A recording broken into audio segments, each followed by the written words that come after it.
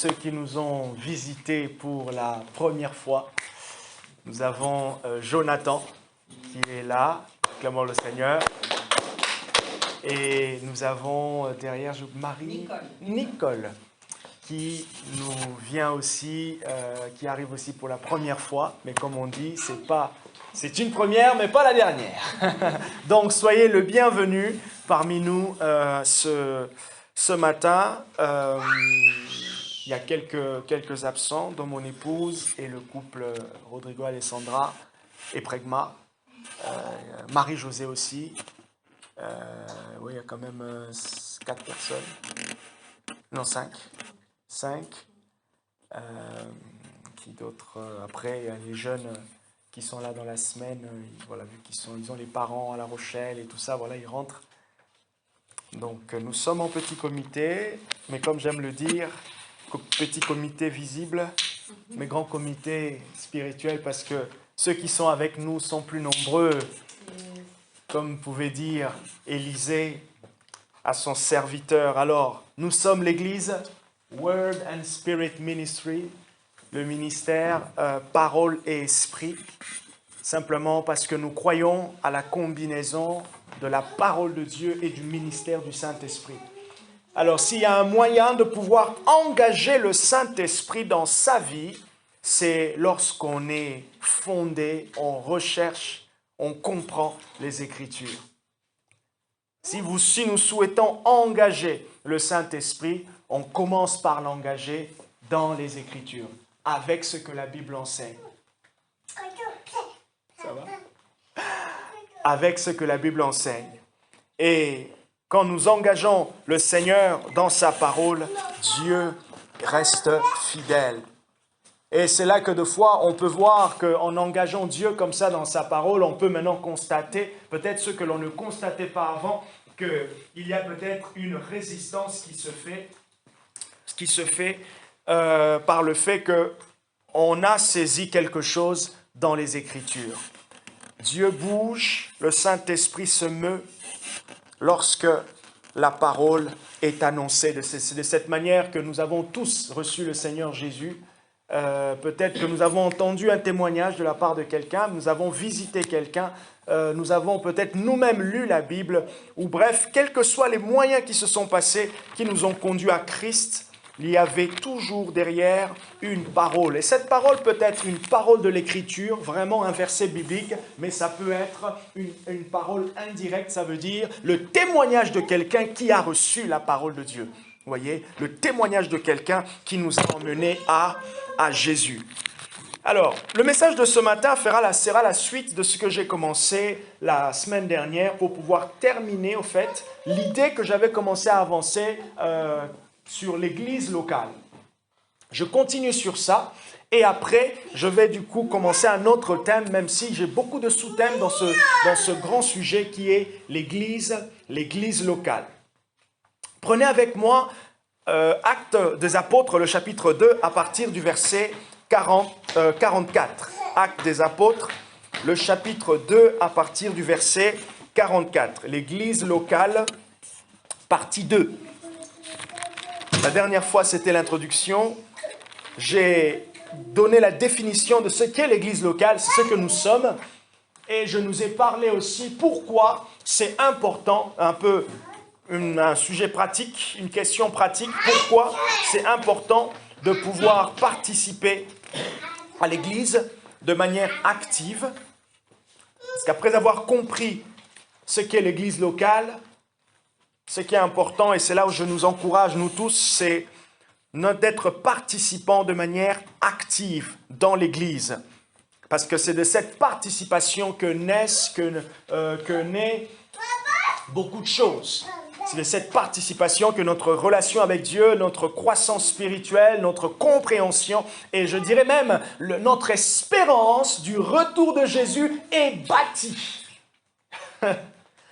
Est bâtie par le fait que nous nous nourrissons, bien sûr, de Dieu dans notre intimité, mais nous nous nourrissons aussi de Dieu au sein de la communauté. Et ce que j'aime, c'est que les premiers chrétiens, la première église qu'on appelle en termes théologiques, l'église primitive nous enseigne cela. Acte chapitre 2, verset 47 dit ceci. Ceux qui acceptèrent, plutôt, verset 44, tous ceux qui avaient cru étaient ensemble et avaient tout en commun. On va peut-être lire, comme je l'ai fait la dernière fois, à partir du verset 37. Comme ça, on va pouvoir comprendre tout ce qui est dit vers la fin. Après avoir entendu, chapitre 2, verset 37, après avoir entendu cela, qui ont entendu? Les auditeurs de Pierre, qui étaient les Juifs, ou, en bref, toute la classe, toutes les personnes qui étaient là à ce moment-là où la Pentecôte est arrivée. Et là, on retrouve à partir du verset 5, ok, dans le chapitre 2.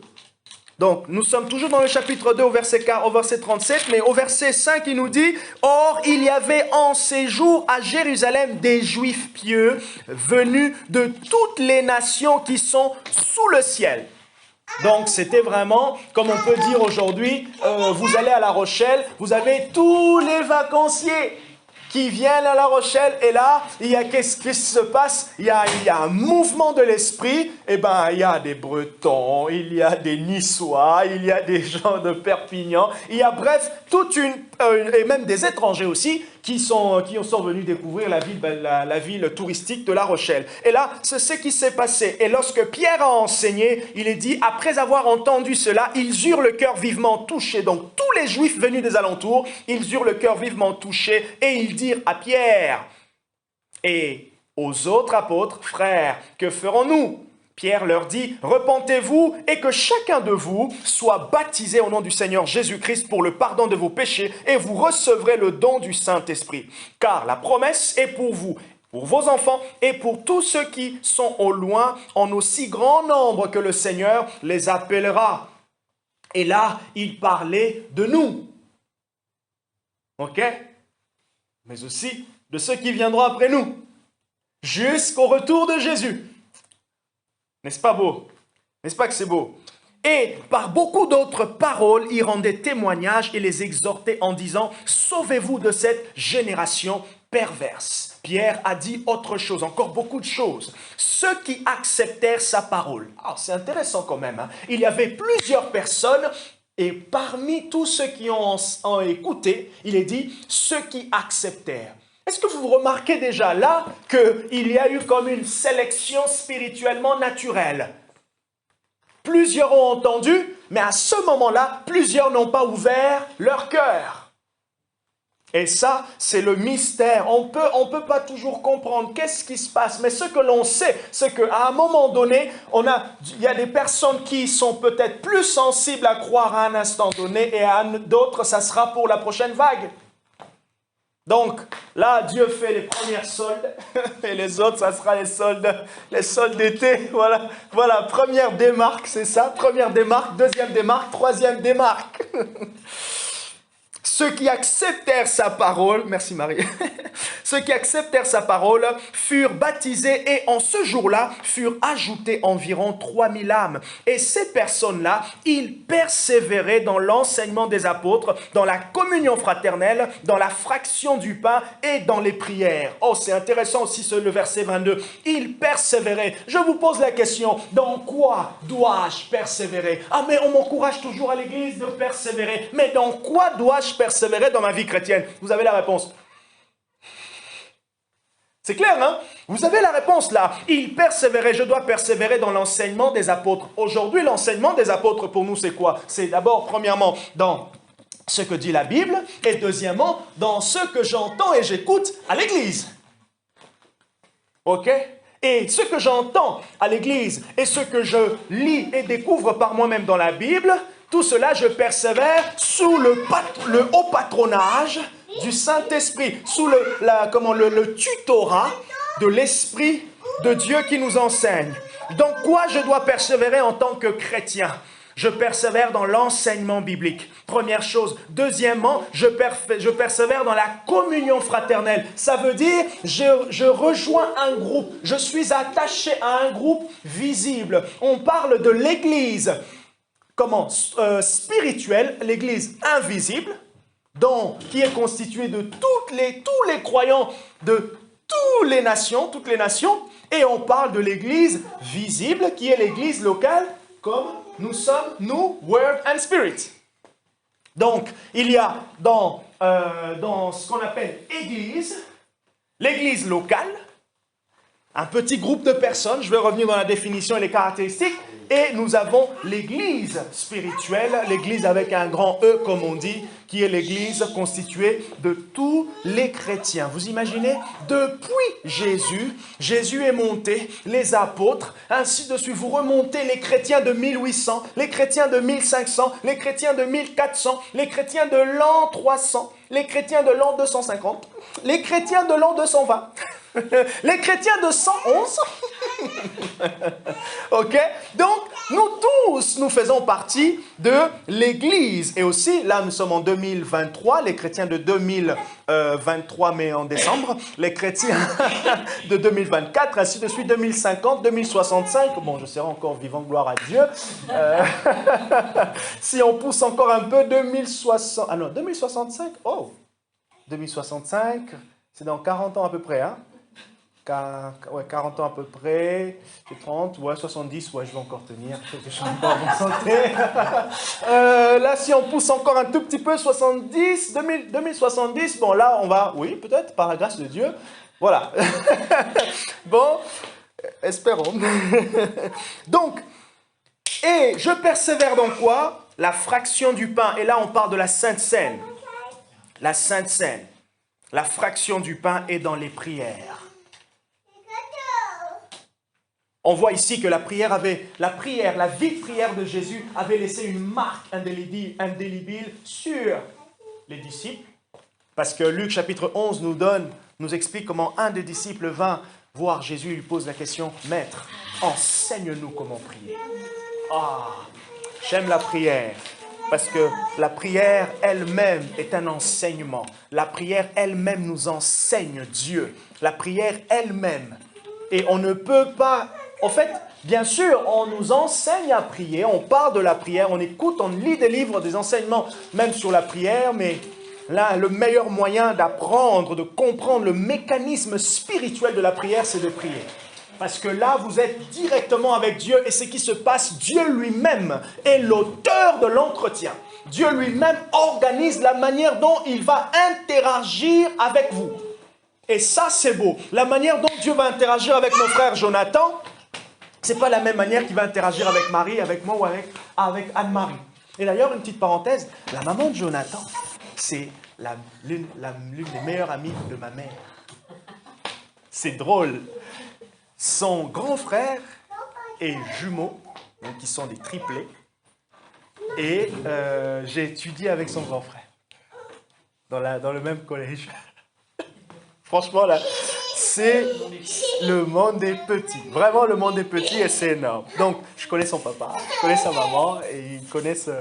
donc, vraiment, nos deux familles se connaissent très bien. Il est de passage ici à Poitiers, mais il est en Erasmus et il est en Espagne. Donc, habla espagnol, sinon je vais commencer à parler en langue. Donc, et maintenant, comme résultat, il y avait la crainte. La crainte s'emparait de chacun et il se faisait beaucoup de prodiges et des signes parmi les disciples. En fait, la crainte qui est là, qui est dit ici, ce n'est pas la crainte de la peur, mais c'est la crainte de la révérence de Dieu. Cet honneur qu'on donne à Dieu, ce respect de Dieu. Et c'est pour cela l'apôtre Jean, il dit, il n'y a pas de crainte dans l'amour. Or, le péché, lorsque le péché vient, le péché nous montre la crainte. On a peur de Dieu. On a peur de sa sentence. Et l'ennemi aussi, il agit avec cette arme de la crainte. La peur de Dieu va il va me juger, il va me taper, il y aura un feu qui va descendre. Vous savez que les disciples ont demandé à Jésus, est-ce qu'on peut on peut invoquer le feu pour descendre ici? Mais Jésus a répondu en manifestant que c'était maintenant l'ère de la grâce. le feu ne peut pas descendre sur ces personnes tant que moi qui suis le prochain agneau de Dieu. Donc il voulait dire, attendez, attendez, le jugement ne va pas descendre sur eux, mais le jugement est prévu pour descendre sur moi. Comment voulez-vous que les hommes soient jugés au moment où il y a un homme qui a décidé devant Dieu de porter les autres? Jésus de Nazareth. C'est pour cela, il a dit, vous êtes sans ignorance parce que vous ne savez pas ce que vous demandez. Et par moments, nous aussi, de fois, on demande la vengeance envers quelqu'un qui nous a fait du mal, c'est tout à fait normal. Oh, c'était beau ça. Envers quelqu'un qui nous a fait du mal, c'est tout à fait normal. Oh on demande la vengeance. Et là, ce qui s'exprime, ce n'est pas de l'amour, ce n'est pas l'esprit. Ça ne vient pas de l'esprit de Dieu. Mais maintenant, on va utiliser. Dieu dit que c'est à lui la vengeance. Comment est-ce que Dieu venge? Et un incrédule va vous dire, waouh, ton Dieu, il est vraiment méchant, il venge. Non, ce que Dieu fait là, c'est que Dieu donne à chacun la rétribution qui lui faut. Et il y a une certaine justice de Dieu qui peut paraître comme, même de fois nous paraître incompréhensible. Mais la justice de Dieu est juste. Et Dieu sait comment il peut venger ses enfants. Dieu sait comment il peut comment faire justice. Et c'est important.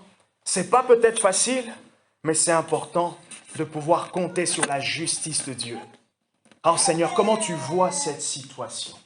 Seigneur, comment tu vois telle chose? Seigneur, je suis victime. Mais dans ce moment où je suis victime, comment est-ce que tu peux utiliser cette situation pour te glorifier? Et c'est là que les voix de Dieu lui-même, il lui dit, ça nous dépasse. Il utilise des situations qui nous paraissent tellement fatales, désastreuses, pour donner gloire à son nom. Quand vous lisez l'histoire du salut, depuis la Genèse, vous allez remarquer que ce n'est pas du tout rose.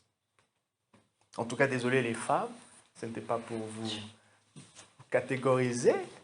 Ce n'est pas du tout Bordeaux. Ce n'est pas du tout rose, mais dans ces situations qui paraissent chaotiques, Dieu s'est glorifié. J'ai là en mémoire Juge chapitre 2, avec cette histoire de cette prostituée qui s'appelle... comment elle s'appelle encore? Dans Juge 2, la prostituée... merci, Rahab. Merci, Nicole. Rahab qui saisit comme ça de grâce ce qui se faisait. Et elle rentre comme étant parmi les... Comment on dit? Dans la généalogie de Jésus. Rahab, la prostituée. C'est fou quand même. C'est fou. Vous regardez Samson, pas Samson, Salomon, issu d'une relation illicite. Mais c'est au travers. Ah, non. Que dire? On regarde, on comprend par la foi et on dit Amen. Il pouvait passer autrement, sûrement. Il pouvait passer autrement, mais il a préféré le faire comme ça. Dans sa sagesse, c'était sage. Barbara, je ne vais pas dire Barbara et moi, mais plutôt elle perd son chat en novembre 2022, vers le 20. Horrible, horrible, horrible, horrible, horrible jusqu'aujourd'hui. Et 2 semaines, 3 semaines après, on réfléchit quand même. Elle réfléchit, elle s'est dit, mais c'était tellement, elle a même pu dire à Dieu, mais franchement, c'est fou. Je sais que t'es amour, mais là, j'arrive pas et tout. Et elle a commencé à se poser la question, admettons, parce que ça a pris quand même presque un mois, que la santé du chat était vraiment dégradante. Elle est vraiment très très mal. Et elle se posait la question, et du coup, et si elle mourait, elle mourait une semaine avant, si elle mourait les 2 jours avant, et pourquoi pas elle ne mourrait pas, mais elle est morte à telle date. Et c'est là qu'elle m'a dit, mais chérie, c'est fou que même dans tout ce qui s'est passé, avec tout notre train, comment, pas le train de vie, mais notre vie, tout ce qu'on avait comme programme, les week-ends, la semaine et tout, avec ce qu'elle elle fait, les formations, elle s'est dit, mais au fait, dans toute la situation pire, Dieu a choisi pour lui ce qui était moins pire. En tout cas, si ça dépendait que de moi, je ne voyais pas à quelle période c'était mieux que ça tombe, qu'elle puisse mourir. Mais Dieu voyait. Ah! Quand elle m'a dit ça, j'ai dit, mais oui, c'est vrai. On a réfléchi. Elle est morte un mardi. Le mercredi, je crois qu'on n'avait pas réunion. Hein? Je crois qu'on n'avait pas réunion. Parce que oui, on n'avait pas réunion. On a accueilli le pasteur Rodin. C'est la semaine où on faisait le culte inaugural.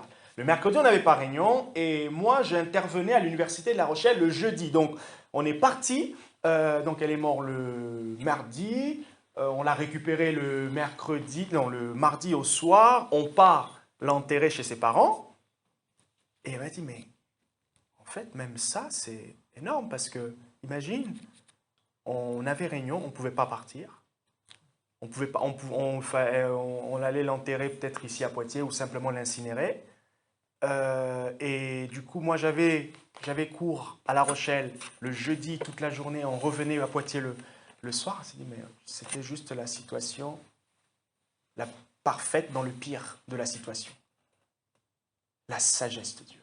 Et Paul nous dit, il peut utiliser des choses viles, vaines, pour ressortir. Et en fait, quand nous sommes dans une situation, nous sommes comme dans une vue 3D. On ne voit pas tout le haut point. On ne voit pas. Mais Dieu, qui voit tout, il sait comment nous emmener à un tour à 360 degrés. Et Dieu, qu'est-ce qu'il fait? À un moment donné, déjà, première chose, il va nous encourager dans la situation. Il nous encourage d'abord dans la situation. Parce que Dieu travaille avec les âmes fortifiées. Ceux qui marchent avec Dieu, Dieu les fortifie. En fait, marcher avec Dieu, il faut avoir la force de Dieu pour pouvoir marcher. Si je prends l'expression de manière vraiment littérale, il faut avoir la force pour pouvoir avancer. Et donc, vous allez voir souvent qu'avant que la situation transforme, c'est d'abord l'auteur dans la situation qui est transformé avant que la situation change. Donc, il commence d'abord par œuvrer en vous. Vous êtes d'abord l'auteur du changement. En fait, vous êtes l'auteur du changement. Et donc, ce qu'il fait, vous êtes vous-même encourager, fortifier. Il y a une faiblesse qui arrive, une baisse, il vous relève encore. Regardez Jésus quand il va à la croix. Il porte, il est tabassé. On lui met il porte la croix, c'est lourd, mais il est fortifié jusqu'à la mort. Et maintenant, quand nous, on est fortifiés, on peut facilement voir les ressources qu'il peut proposer. Voyez un peu le mécanisme. Et ça aussi, c'est sage. Parce que dans sa sagesse, il peut dire, tu es faible et je te laisse-moi faire. Mais dans sa sagesse, il dit, ce que tu attends, voilà comment je fais. Tu es faible, je te fortifie afin de travailler avec toi dans cette situation. Je te fortifie afin de travailler avec toi dans cette situation. Parce que nous, on veut qu'il agisse sans moi. Mais lui dit, non, effectivement, je ne veux pas agir sans toi, mais ce que j'aime, c'est que tu vois ma force avec toi. Et c'est là que tu vas apprécier l'intimité et ma proximité. Oh, Saint-Esprit, c'était une belle parenthèse. Une belle parenthèse. Une belle parenthèse. La crainte, si vous vous rappelez, j'étais au verset 43 qui disait « La crainte s'emparait de tous ». Verset 44, tous ceux qui avaient cru étaient ensemble et avaient tout en commun. Verset 45, ils vendaient leurs biens et leurs possessions et ils en partageaient le produit entre tous selon les besoins de chacun. Verset 46, chaque jour avec persévérance, ils étaient au temple d'un commun accord. Ils rompaient le pain dans les maisons et prenaient leur nourriture avec allégresse et simplicité de cœur. Waouh, les fruits de la conversion et du changement.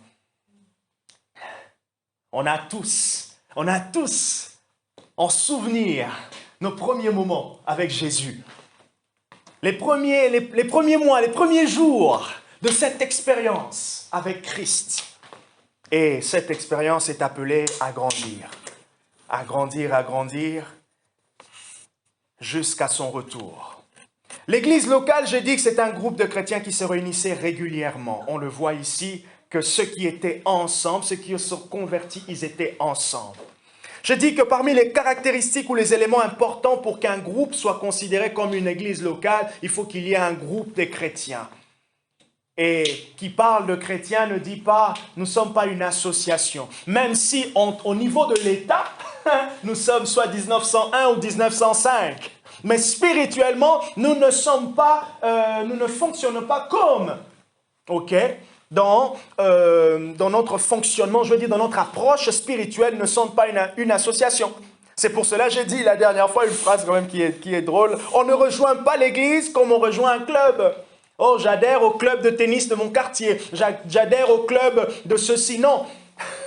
Nous faisons partie, Paul dit, du corps de Christ. Et ce que j'aime en fait dans l'idée du corps, c'est que nous sommes un témoignage vivant. Voilà pourquoi, au fur et à mesure que ma vie a avancé, je ne considère plus le nombre. Pourquoi?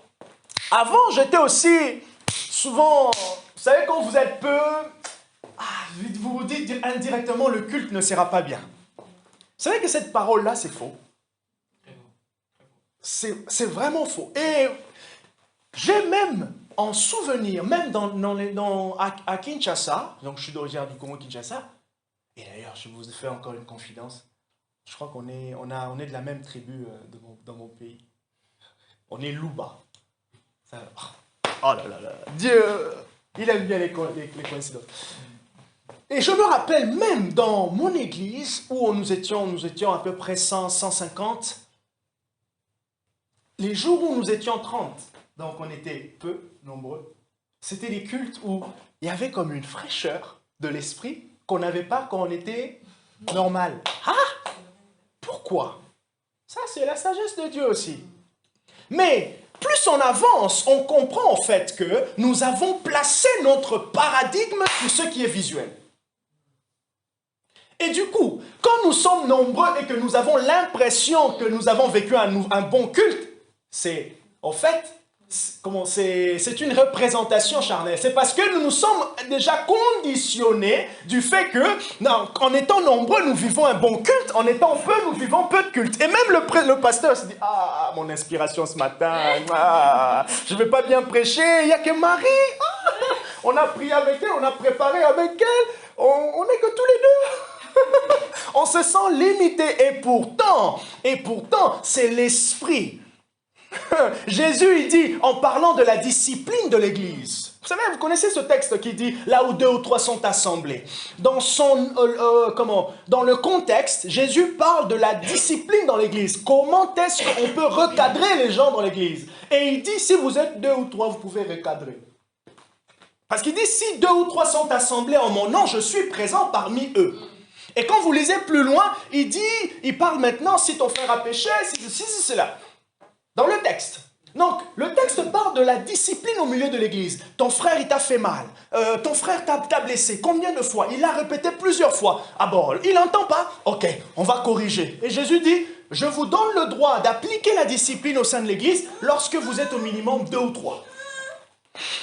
C'est fou quand même, hein? Vous imaginez, à l'Assemblée nationale où ils sont 508 ou 580, je ne sais pas, on leur dit, si vous êtes 2, j'avais pas dit FN. J'ai dit FN. FN, républicain, vous êtes 2 ou 3. FN, je prends vraiment les... FN, les républicains et vous avez le Parti socialiste et vous ajoutez par exemple la France insoumise. Vous êtes 4. Déjà, ils ne s'entendent pas. Et on vous dit, vous êtes 4 comme ça, partis politiques différents, vous avez le droit de voter ceci, de cela, et c'est validé par vous, députés, et ça va monter à la première chambre, le Sénat qui valide. C'est ce que Jésus veut dire. C'est fort. Et puisqu'on s'est conditionné comme ça, qu'est-ce qui se passe? On est déjà comme démoralisé. Ou je dirais, nous avons ramené notre foi à ce qui est visible et non à ce qui est invisible.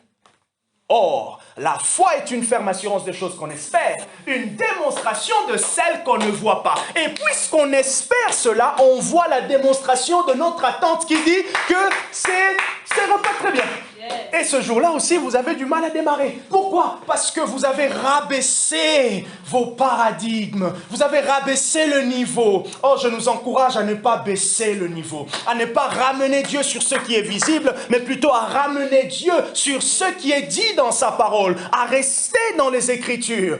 Il a dit là où 2 ou 3 sont assemblés, il est présent. Seigneur, nous sommes 2 ou 3. Qu'est-ce que tu peux faire aujourd'hui pendant que nous sommes présents? Je suis arrivé, nous étions avec lui, nous avons trouvé Marie ici, il y avait Tatiana. Nous sommes allés au couloir, il me dit, waouh, je sens l'esprit ici. Je lui ai dit, ah, la salle elle est belle. Il m'a dit, non, je parle de l'atmosphère. Ah bon? Dans mon cœur, je dis, waouh. Ils étaient en train de chauffer leur voix, de gratter. Vous voyez? C'est fou, hein?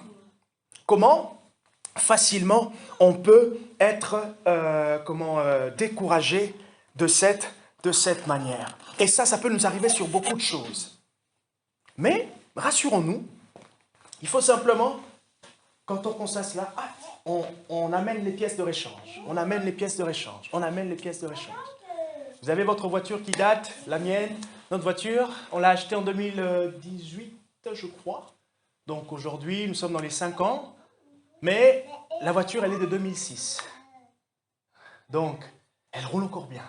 À peu près 88 000 km. Donc, on peut peut-être encore remonter à 300 000. Donc, 300 000, ça peut encore nous faire peut-être quoi, 2-3 ans encore, en fonction de comment on conduit.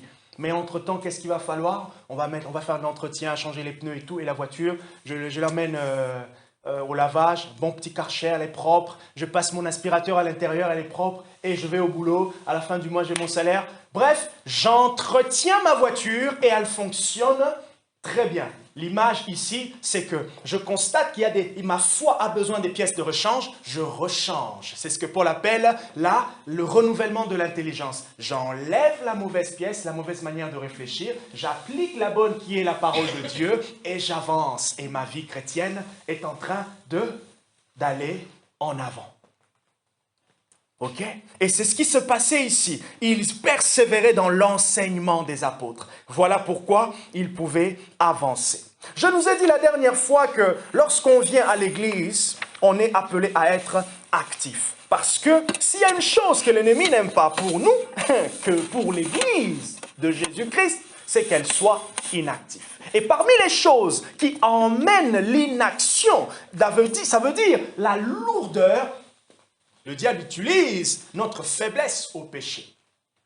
Il y a plusieurs portes, mais l'une des portes auxquelles nous sommes facilement susceptibles, c'est notre nature pécheresse.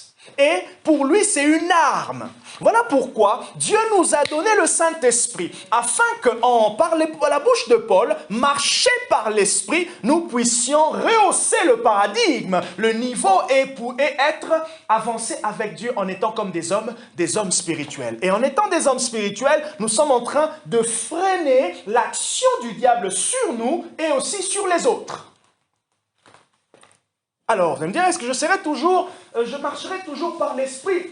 Non, mais la conscience de revenir va devenir de plus en plus grande. Ah ouais, maintenant là, ça nous rassure tous. Ok? Je ne marcherai toujours pas comme en étant un homme spirituel, mais la conscience sera de plus en plus forte. Quelqu'un a dit ceci, un excellent livre, mais qui n'est pas encore traduit en français. Le livre s'appelle « Sensitivity of the Spirit ». C'est différent avec « The Sensitivity to the Spirit ». Je vous explique. En gros, il dit « la sensibilité de l'esprit ». Ça veut dire être sensible, réactif à ce que le Saint-Esprit est. Donc, dans la personne du Saint-Esprit. Et l'autre, quand je dis sensitivity to the spirit, c'est la sensibilité à ce que le Saint-Esprit fait dans ce qui est extérieur.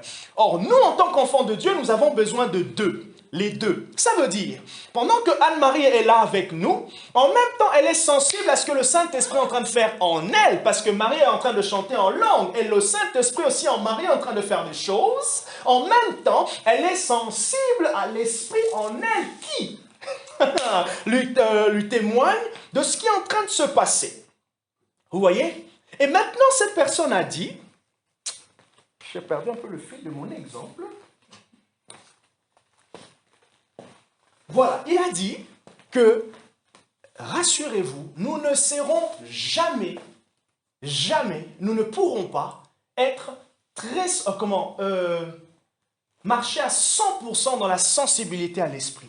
Il a dit à cause de notre conscience pécheresse, de notre nature. Mais par contre, ce qui va grandir, c'est notre capacité à détecter l'écart avec l'esprit. Et quand cet écart, notre capacité devient réduite, par exemple, je vous donne quelque chose de pratique.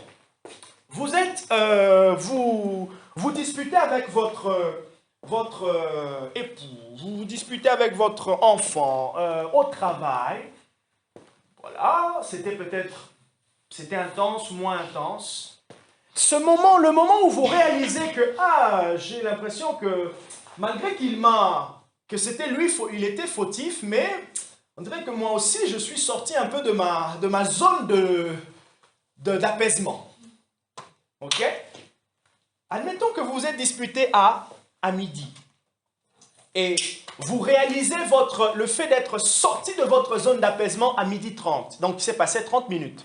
Pendant les 30 minutes, vous étiez énergique, à tel point que même quand le Saint-Esprit tapait comme ça, calme-toi, tu n'as pas entendu. Mais c'est un peu plus tard, 30 minutes après, 3/4 d'heure après, 1 heure après, un jour après, que tu sens que voilà, tu as le cœur abaissé. Ce n'est pas grave. Ce que Dieu veut, c'est que ce temps-là soit au fur et à mesure réduit. Ouais? Et c'est comme ça que vous devenez sensible à Dieu. Et quand cet écart se réduit, qu'est-ce qu'on fait? On va dire, intérieurement, je sais qu'il est fautif, mais je pouvais éviter, mais je n'ai pas pu éviter, mais Seigneur, je n'ai pas pu éviter. Je t'en demande pardon. Je suis conscient, et ça c'est très intéressant, ce n'est pas pour nous, Dieu ne le fait pas pour, nous culpabiliser, mais il nous montre à nous la proximité qu'il a avec nous. Mais regardez ce que le diable nous montre. Oh, tu n'y arrives pas. Oh, tu n'y arrives pas. Tu n'y arrives pas. Franchement, cette sainteté-là, tu n'y arrives pas. Et pourtant, Dieu, il nous montre, au fait, la proximité. Ouais, comment c'est différent. Dieu te montre comment il est proche avec toi. Voilà pourquoi il te fait remarquer. La sainteté de Dieu, au fait, nous prouve l'amour de Dieu. Nous sommes dans sa présence. Nous ressentons quoi? Nous ressentons le poids du péché. Mais cette présence-là ne nous dit pas fuis. Non, cette présence-là nous dit reste. Et pourquoi? Parce qu'il y a une couverture. Cette couverture, il s'appelle Jésus. Ok? Dans cette présence-là, on sent le poids. Oh, la sainteté de Dieu pèse. C'est cette sainteté qui produit la conviction en nous. Mais maintenant, cette conviction nous garde à genoux sous la couverture de qui? Sous la couverture de Jésus. Parce que cette sainteté nous dit, il y a quelqu'un qui a déjà porté ça. Alors maintenant, pendant que nous sommes là, cette sainteté est en train de nous faire réaliser quoi? Il nous fait réaliser l'amour. Il nous fait réaliser combien, dans cette atmosphère si forte, je peux rester. Et quand je reste, qu'est-ce qui se passe? Je ressens le changement. Il est en train de me dire, ça va aller. Il est en train de me dire, tu peux encore te relever. Il est en train de me dire, moi je ne t'abandonne pas. Il est en train de me dire, moi j'avance avec toi.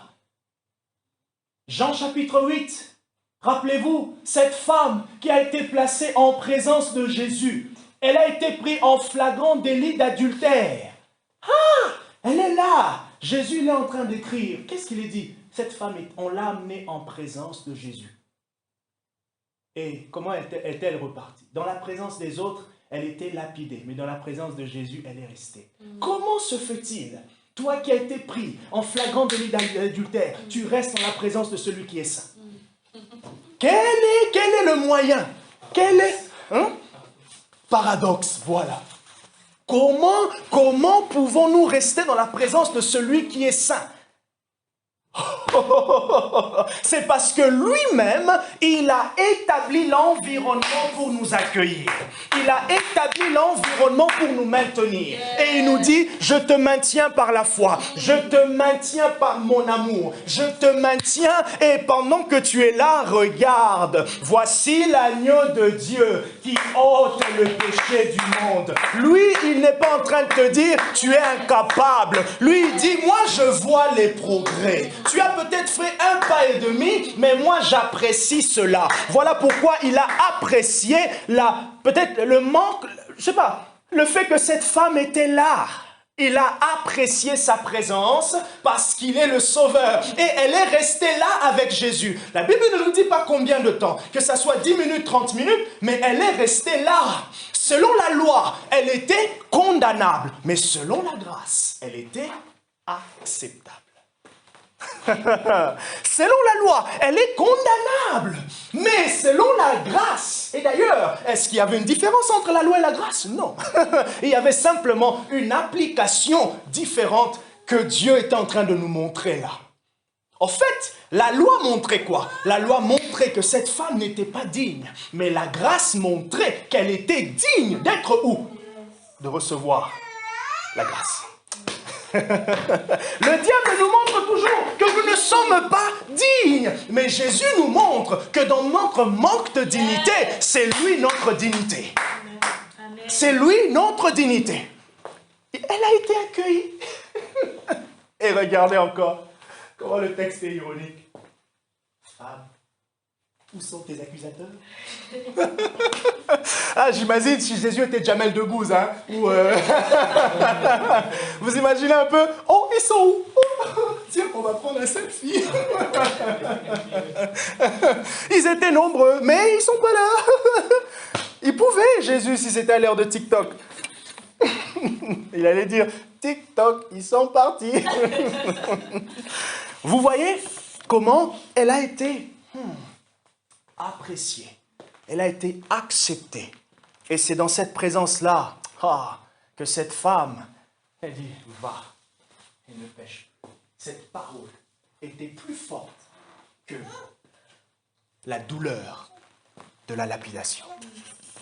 Cette parole était très forte. Et seul Jésus, seul Dieu a cette parole forte pour nous réconforter, pour nous soutenir. Holy Ghost m'emmène là où je n'ai pas prévu, mais on y va.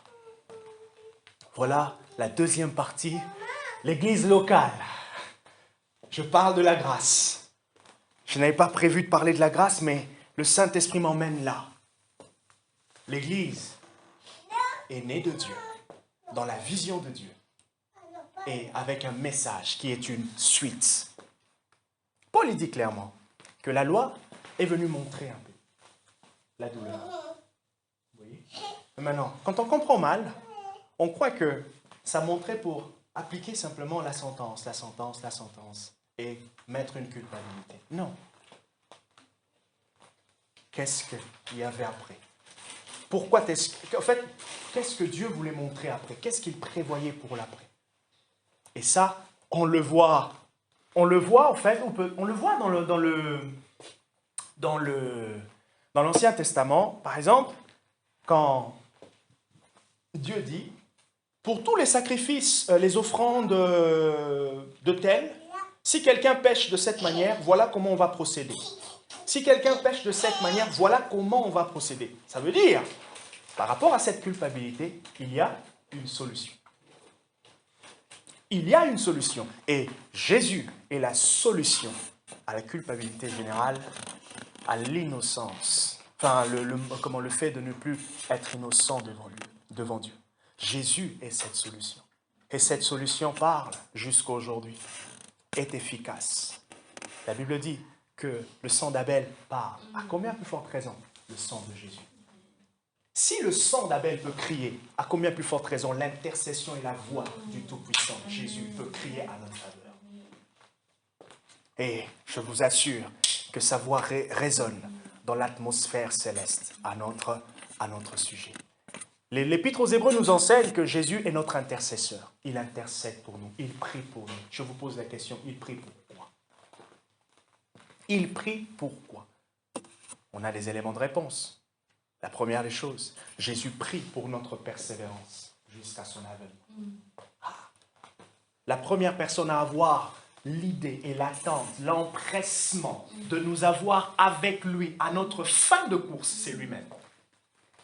Jésus prie pour notre espérance lorsqu'il reviendra.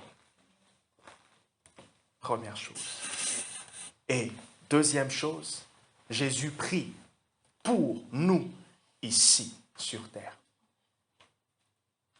Il connaît nos luttes, il connaît, mais il intercède. Il intercède. Combien de temps Jésus prie? Je ne sais pas, mais ce qui est sûr, il est un intercesseur fidèle, à l'image d'Abraham. Jusqu'à... il reste longtemps, aussi longtemps avec Dieu pour trouver une solution. Il reste longtemps pour trouver une solution. Et ce qui est drôle, c'est que,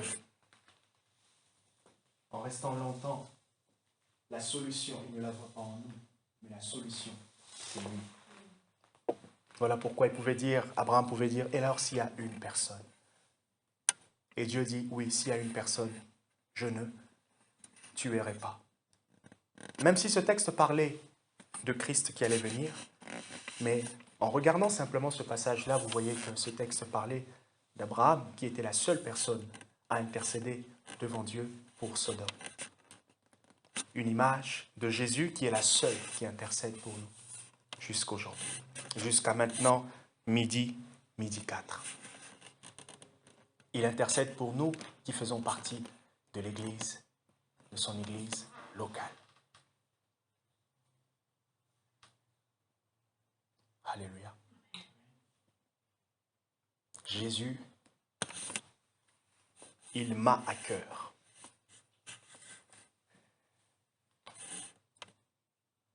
Jésus nous a à cœur. Jésus nous tient et il nous tient très bien.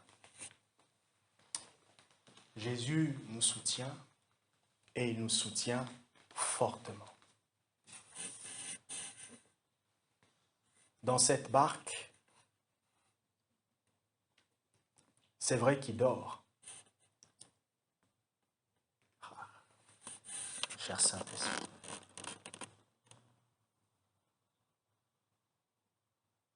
Mettons notre main dans le cœur. Le Seigneur est en train de me dire ceci. Dans cette barque, vous connaissez le texte, Jésus avec les disciples, ils étaient dans la barque. Ils étaient tous ensemble, ils dormaient. Le repos là, dans le contexte du texte, il est fatigué. Mais dans une manière spirituelle, ça signifie le repos spirituel. Donc, Jésus invitait les disciples au repos. En fait, le repos spirituel signifie, comme il a lui-même dit, « Laissez-moi porter votre charge. Laissez-moi porter. »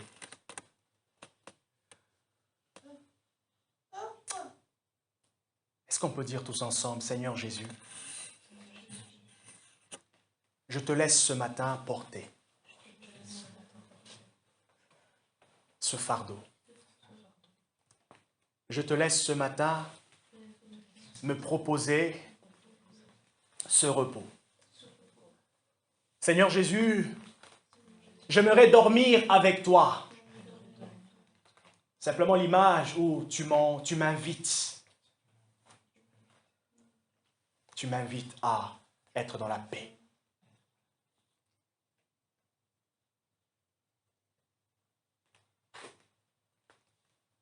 Laissez-moi prier.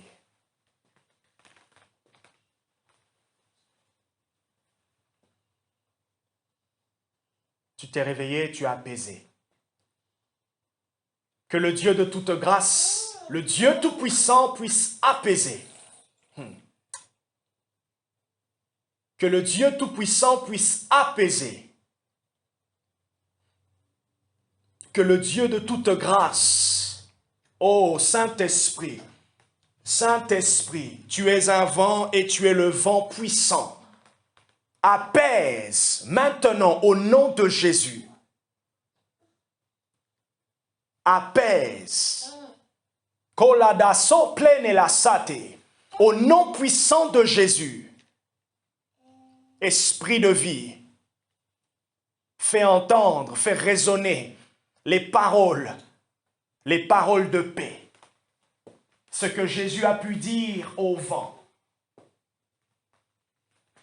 Ce n'est pas le tumulte qui doit influencer le calme, c'est le calme qui doit influencer le tumulte. Alors Père, que le calme de ta présence vienne influencer le tumulte, ô Dieu, le brouhaha de l'ennemi, au nom de Jésus.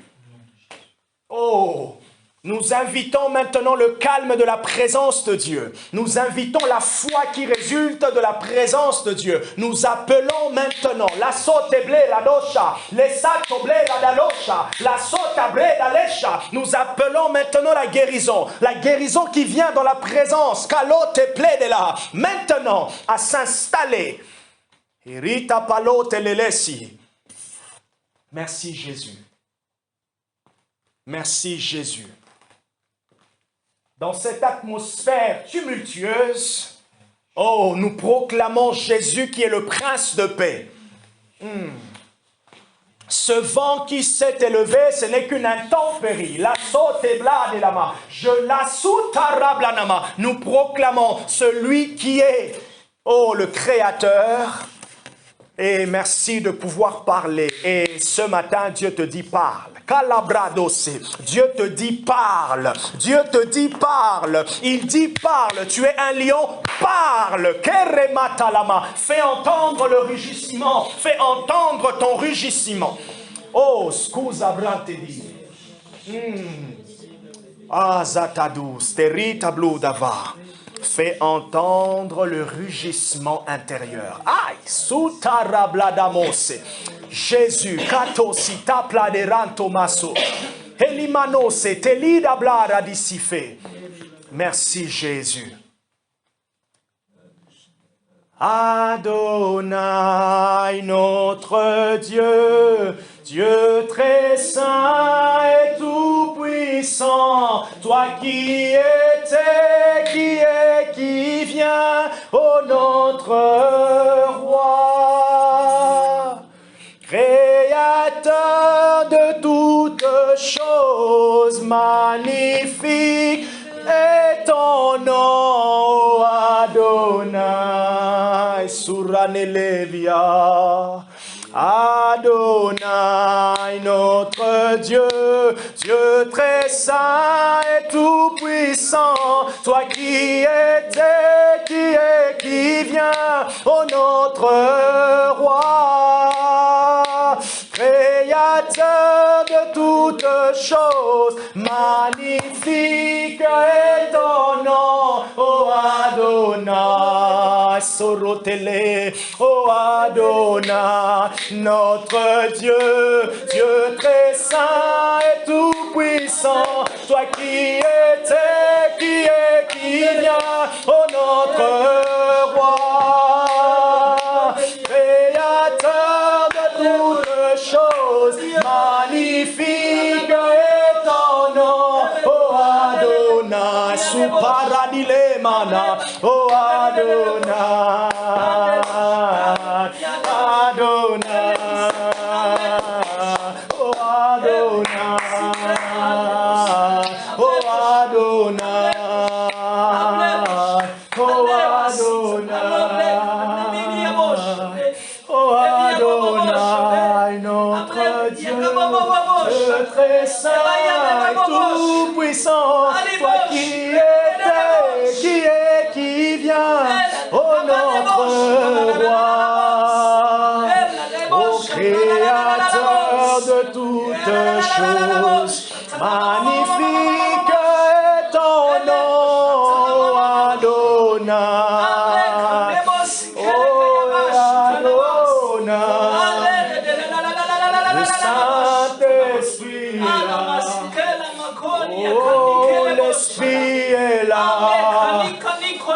Le Saint-Esprit est là. Oh, il est là. C'est la Maya. Oh, le Sanamaya. Il y a sûrement quelque chose que Dieu t'a parlé. Il y a sûrement quelque chose qui s'est déposé dans ton cœur. Oh, dépose-le au pied de Jésus. Oh, fais mûrir cette parole que tu as reçue. Fais mûrir cette idée que tu as reçue ce matin. Les bras délaissés, fais mûrir cela par la prière. Voilà pourquoi je dis rugis. Voilà pourquoi je dis rugis. Voilà pourquoi je dis rugis. Que ta voix se fasse entendre dans l'atmosphère spirituelle. Que ta voix se fasse entendre. Wow. Que ta voix se fasse entendre dans l'atmosphère spirituelle. La Santa Blarinoche. Merci Jésus.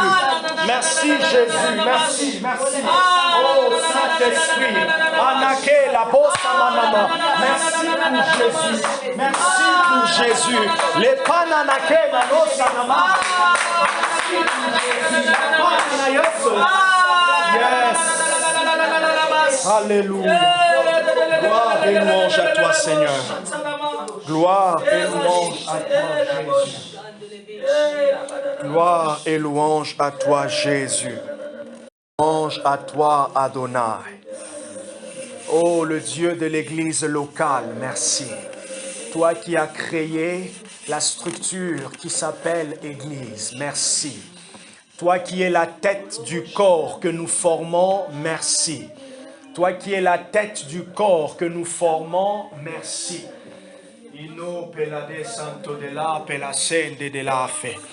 Merci pour tout. Merci pour tout. Merci pour tout.